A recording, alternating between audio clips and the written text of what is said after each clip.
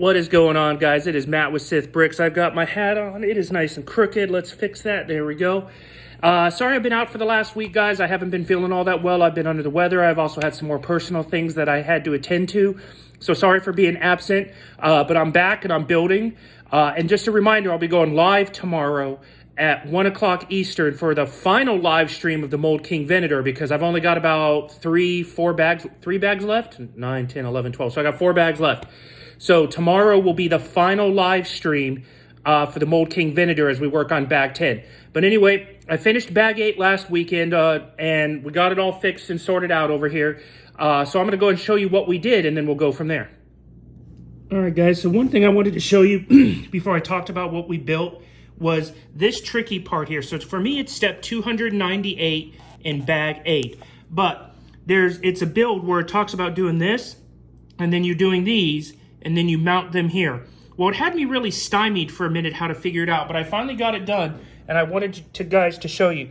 So this piece right here, which is also this piece on the opposite side, it is going to, the Technic pieces here are going to mount into the wall here. And as you can see, let's see here. I'm trying to get a better angle of it. So the 2 bottom pieces go right here, and then the other pieces are going to go right behind here. But when it's done right, it should mount, and it should look like this if you're looking straight down. And then you're going to take this piece right here, excuse my shaky hand, and you're going to snap it right there, and it's going to combine a bracing. Make sure it lines up with the magnet right here to support it. And then lastly, this little rod here is going to go through, let's see here. Sorry, I'm going to get my hand out of the way. It's going to go through right there. Now, it doesn't do much right now. As you can see, it slides a lot. But eventually, I believe it's going to provide support for the big engine when it's mounted up. Now, this one right here, sorry, my angles are bad right now, guys. So it's going to work with this one to mount it, because you got the mounting thing here. But this part is going to it's going to help like slide it in so when it gets mounted. So that's how you do that part. It was real tricky at first, but once I got it figured out, I wanted to show you guys. All right, guys, so as you can see, we have built all the engine pieces for the Mould King Venator. Now, based on some advice I got from my friend Levi and others, I have not attached them yet because this next build, I'm going to be building part of the back of the ship here that sticks out with the engines.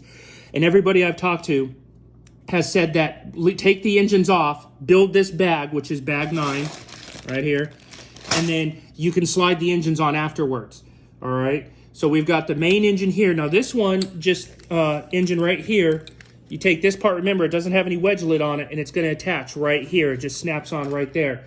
Then this big engine goes on right up there. And then you have this little one also that attaches over here.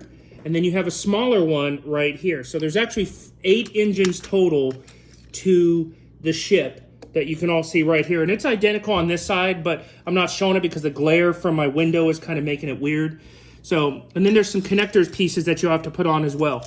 So I did finish it, but I haven't mounted it yet just because the upcoming build, it's just going to be easier to put it on from what everybody's told me.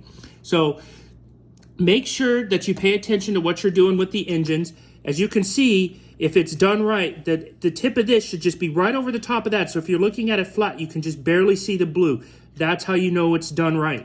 Also, as a reminder, there's 2 different instruction booklets. There's a bound and there's a spiral bound book. My Venator is using the bound book, so the directions may be a touch different. The designs may be a little bit different. So make sure that you pay attention to that when you're doing that.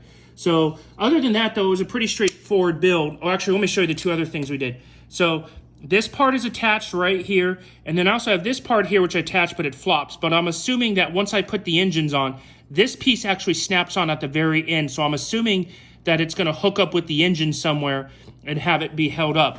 Now, just so you guys can see, because it's not all that clear in the book. All right, there's my son Micah. Hi. All right. So this piece right here is these 2 blue holes right here. Okay, now I got to get this glare out of here. All right, so it's these 2 blue holes right here is what hooks up with this. And then this floppy piece down here, it hooks up to this hole and this hole right there. It doesn't show it in the book all that well, but I was able to kind of figure it out on my own, and then I wanted to show you guys so you knew exactly where to mount this like flat piece here and then this back panel right here. So those 2 blue holes right there, get my finger out of the way. and then those 2 black ones down there. So it was a challenging build for sure, the engines. I mean, just all the technical work, and there's a bunch of Technic pieces, and a lot of pieces spin, which I don't know why they did that, but they did. But I'm glad that it's done. We're going to be getting started on bag 9 here soon. We've got bag 9 ready to go, and I'm getting the most important thing as I knock over a cup. Got the MVP. So we will see you guys soon, and again, I'll see you tomorrow for the live stream at 1 o'clock Eastern.